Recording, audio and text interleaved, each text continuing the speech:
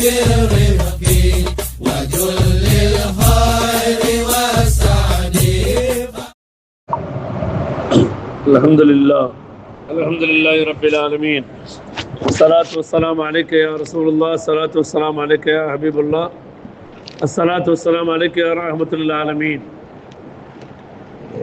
அன்பிற்குரிய சகோதரர்களே, அல்லாஹ் நல்லடியார்களே, பயணத்தின் பொழுது நபிகள் பெருமானார் ஸல்லல்லாஹு அலைஹி வஸல்லம் நமக்கு காட்டிய ஒழுங்குமுறையும் வழிகாட்டுதலும் அபூ ஸஅலபா அல் குஷனி ரலியல்லாஹு அன்ஹு அவர்கள் அறிவிக்கின்றார்கள். பயணத்தின் பொழுது ஓய்வெடுக்க விரும்பினால் நபித்தோழர்கள் ஓடைகளிலும் மலை கணவாய்களிலும் பல பிரிவுகளாக பிரிந்து தங்குவார்கள். அப்போது நபிகள் பெருமானார் ஸல்லல்லாஹு அலைஹி வஸல்லம் அவர்கள், நீங்கள் இந்த மலை கணவாய்களிலும் ஓடைகளிலும் பிரிந்து தங்கி இருப்பது ஷைத்தானின் தன்மைகளை சார்ந்ததாகும் என்று கூறினார்கள். அதற்கு பிறகு நபித்தோழர்கள் எங்கு தங்கினாலும் அருகருகே ஒன்றாகவே தங்கிக் கொள்பவர்களாக இருந்தார்கள். என எப்போதுமே தனிமையை ஷைத்தான் மிகவும் நேசிக்கக்கூடியவன். தனிச்சு காட்டுறது, தனியா போறது, ஒதுங்கி போறது, இதெல்லாம் யாருக்கு ரொம்ப பிடிக்கும்? ஷைத்தானுக்கு ரொம்ப பிடிக்கும். அப்போ ஒன்னா கூட்டா சேர்ந்து இருக்கிறது ஷைத்தானுக்கு பிடிக்காது. ஏன்னா கூட்டா சேர்ந்து இருக்கும்போது நஃப்ஸில் ஏதாவது தீய எண்ணங்கள் ஏற்பட்டு அதை செய்ய முயற்சி செய்தால் கூட இருக்கிறவர் என்ன செய்வாரு? அப்படியெல்லாம் செய்யக்கூடாதுப்பா, பாவம்பா என்று தடுப்பார். அப்ப இந்த மாதிரி சூழல் ஏற்படாத ஒரு நிலைமை எப்போ ஏற்படும்? தனிமையில் இருக்கும் போதுதான். மனசுல சில தீய ஊசலாட்டங்கள் வரும் பொழுது அந்த தீய காரியத்தை செய்வதற்குண்டான ஒரு சூழலை ஏற்படுத்தி கொடுப்பான். அதனால எப்பொழுதுமே தனிச்சு இருக்கிறத நமக்கு கூடுமான வரை தவிர்க்கணும். நண்பர்களோடு இருக்கணும், நல்ல நண்பர்களோடு இருக்கணும், தொழிலாளிகளோடு இருக்கணும், ஈமான் கொண்டவர்களோடு இருக்கணும். அப்படி இருந்தாதான் நம்முடைய வியாபாரங்கள், கொடுக்கல் வாங்கல் எல்லாத்திலும் ஷைத்தானுக்கு அப்பாற்பட்டு ஹராமை விட்டு தவிர்ந்து ஹலாலான வாழ்க்கை வாழ முடியும். அப்போ இங்கே நபி ஸல்லல்லாஹு அலைஹி வஸல்லம் சஹாபாக்களுக்கு சொன்ன செய்தியை நம்ம கவனிக்கிறோம். எங்கே பயணம் போயிட்டு இருந்தாலும் இரவு தங்கக்கூடிய ஒரு சூழல் ஏற்பட்டால் ஓடைகள்லையும் அந்த மலை கணவாய்களிலும் தனித்தனியாக ஆளுக்கு ஒரு பக்கமே தங்குவாங்க. அதுக்கு தான் ரசூலுல்லாஹ் சொன்னாங்க, நீங்கள் இப்படி தங்கி இருப்பது ஷைத்தானின் தன்மைகளை சேர்ந்ததாக இருக்குகிறதுன்னு சொன்னேன். அதுக்கு பிறகு எப்போ பார்த்தாலும் சஹாபாக்கள் எப்படி தங்கினாங்க? ஒன்றா பக்கத்தில் அப்படி தங்கிக்கிட்டாங்க. இந்த ஹதீஸ் அபூதாவுதில் பதிவு செய்யப்பட்டிருக்குது. சொல்கிறாங்க, ஹுதைபியா என்ற அந்த இடத்தில் நடந்த உடன்படிக்கை இருக்கு இல்லையா, பைஅத்துர் ரிதுவான் என்ற அந்த உடன்படிக்கை நடந்த இடம். அந்த உடன்படிக்கையின் போது உடன்படிக்கை செய்த இப்னு ஹந்தலியா என்று அழைக்கப்பட்ட சஹல் இப்னு ரபீ இப்னு அம்ர் இப்னு ஆஸ் அல் அன்சாரி அவர்கள் அறிவிக்கின்றார்கள், வயிறுடன் முதுகு ஒட்டிவிட்ட மெலிந்த ஒட்டகையின் அருகில் நபிகள் பெருமானார் ஸல்லல்லாஹு அலைஹி அவர்கள் சென்றார்கள். அப்போது அவர்கள், வாய் பேச இயலாத இந்த மிருகங்கள் விஷயத்தில் அல்லாஹ்வை பயந்து கொள்ளுங்கள், உடல் ஆரோக்கியமாக உள்ளவற்றில் மட்டுமே நீங்கள் பயணம் செய்யுங்கள், உடல் ஆரோக்கியமாக உள்ளதையே ஷரியத் முறையில் அறுத்து உண்ணுங்கள் என்று கூறினார்கள். இந்த ஹதீஸ் அபூதாவுதில் பதிவு செய்யப்பட்டிருக்கு. இந்த ஹதீஸில் முக்கியமான செய்திகள், 2 செய்திகள் சொல்லப்படுகிறது. என்ன செய்தி அப்படின்னு சொன்னால், இது முதல்ல எங்கே நடந்துச்சு?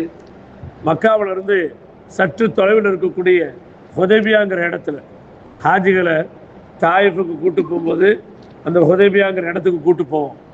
அந்த ஹுதைபியாங்கிற இடத்துல நின்றுட்டு அங்கே என்ன நடந்துச்சு, என்ன சரித்திர பின்னணி அந்த இடத்துக்கு அப்படிங்கிறத விவரித்து நம்ம அங்கே சொல்கிற வளமை உண்டு. அந்த இடத்துல வச்சு தான் இந்த சம்பவம் நடக்குது. இந்த சம்பவம் நடக்கிறப்போ இந்த சஹல் என்று சொல்லக்கூடியவர் இருக்கிறாரு, இவர் மக்காவை சார்ந்தவர். அப்போது அவர் இஸ்லாத்தை ஏற்றுக்கொள்ளல. இவர் என்ன செய்யறாரு, ரசூலுல்லாஹ் பார்க்கறதுக்கு வர்றாரு. அந்த சமயத்தில் ஒரு மெலிந்த ஒட்டகம், வயிறு முதுகும் ஒட்டி போயிருக்கு. அப்போ என்ன, எலும்புதலுமா இருக்கு. அந்த மாதிரி ஒட்டகத்தில் என்ன செஞ்சிருக்கிறாங்க, பயணம் செஞ்சு வந்திருக்கிறாங்க. எங்கேருந்து? மதீனாவில் இருந்து. அப்போ அந்த வயிறு முதுகும் ஒட்டி விட்டு அந்த மெலிந்த ஒட்டகத்துக்கு பக்கத்தில் போய் நின்றுட்டு ஸல்லல்லாஹு அலைஹி வஸல்லம் சொன்னார்கள், வாய் பேச முடியாத இந்த வாகனத்தோட விஷயத்தை அல்லாஹ்வை பயந்துக்கோங்க. இப்படியெல்லாம் ஒரு வாகனத்தை என்ன செய்யாதீங்க, கஷ்டப்படுத்தாதீங்க. அதே சமயத்தில் உடல் ஆரோக்கியமாக உள்ள ஒட்டகத்தில் மட்டும் நீங்க பயணம் செய்யுங்க. இன்னும் சொல்ல போனால் உடல் ஆரோக்கியமாக இருக்கக்கூடிய ஒட்டகத்தை மட்டுமே நீங்க அறுத்து குர்பானி கொடுங்க. நம்ம என்ன செய்வோம், நல்லா இருக்கிற வரைக்கும் நல்லா யூஸ் பண்ணுவோம். நல்லா எல்லாம் மோசமாக போச்சுன்னா அதை என்ன பிரயோஜனம் ஆக்க முடியுமோ அதை ஆக்குவோம். எப்பா இந்த ஒட்டகம் ரொம்ப மெலிஞ்சு போயிடுச்சு, இதுல எல்லாம் பயணம் செய்யாதுங்க, இது அல்லாவுக்காக என்ன செஞ்சிருக்க, அறுத்து கொடுத்துருங்கன்னு சொல்லலை. அல்லாவுக்காக அறுத்து கொடுக்கறது எப்படி இருக்கணும், சும்மா சூப்பரா இருக்கணும் அந்த ஒட்டகம். அதே மாதிரி நீங்க பயணம் செய்யக்கூடிய ஒட்டகமும் ரொம்ப சூப்பரா இருக்கணும் அப்படின்னு சொல்லிட்டு இந்த வாகனத்தை நீங்க என்ன செய்யுங்க, அதோட ஹக்கை நிறைவேற்றி நீங்க நல்லபடியா பார்த்துக்கோங்க. அதுக்கு வேண்டிய தண்ணியை கொடுங்க, புல்லை கொடுங்க, அதுக்கு வேண்டிய தானியத்தை கொடுங்க, அதுக்கு வேண்டிய உணவுகளை பரிபூர்ணமா கொடுத்து நல்லா ஸ்ட்ரென்த்தா தெம்பா ஆக்கி வச்சு நீங்க பயணம் செய்யுங்க. அப்படி தெம்பா இருக்கக்கூடிய ஒட்டகத்தை அறுத்து குர்பானி கொடுங்க. அல்லாஹ் அக்பர். இன்றைய தினம் நம்ம இதை எப்படி எடுத்துக்கலாம்னு சொன்னா, நம்ம பயணிக்கக்கூடிய வாகனங்கள், மோட்டார் வாகனங்கள், இன்னைக்கு சில வண்டியெல்லாம் பார்க்குறோம், ரொம்ப பாடாவதே ஆகிப்போயிருக்கு. அந்த வண்டி டெய்லி எடுத்து பல கிலோமீட்டர் சுற்றுவார், சண்டை கடிப்பார், அதை வச்சுதான் ஒரு பொழப்பு சம்பாத்தியமே அப்படின்னு இருந்தாலும் கூட அந்த வண்டி என்ன செய்யறது கிடையாது, ஒரு நாள் துடைக்கிறது கிடையாது, அதுக்கு வேண்டிய ஆயில்களை போடுறது கிடையாது. என்னைக்காவது எங்கேயாவது மக்கர் பண்ணி நின்றா மட்டும்தான் என்ன செய்யறது, ஒர்க் ஷாப்பா நாடுறது, மெக்கானிக்கை தேடுறது. அந்த அளவுக்கு ஒரு வண்டியை என்ன செய்யக்கூடாது, நம்ம போட்டு அடிச்சு தள்ளக்கூடாது. அப்பப்போ அதை துடைக்கணும், அதை கழுவணும், அதுக்கு வேண்டிய ஏர் செக் பண்ணணும், ஆயில்கள் சரி பண்ணணும், பிரேக்கை செக் பண்ணணும். அல்லாஹ் அக்பர். இப்படியெல்லாம் அந்த வண்டியை நம்ம மெயின்டைன் பண்ணிக்கிட்டே இருந்தா தான் நம்முடைய வாகனம் எந்த இடத்துல பயணங்கள் தடைபடாமல் நமக்கு பயனுள்ளதாக இருக்கும். ரசூலுல்லாஹி ஹதீஸ்ல சொல்ற விஷயத்தை தான், நீங்க பயணத்தின் பொழுது தூரம் தொலைவுக்கு போறோம், முன்கூட்டியே நல்லா காரை செக் பண்ணுங்க.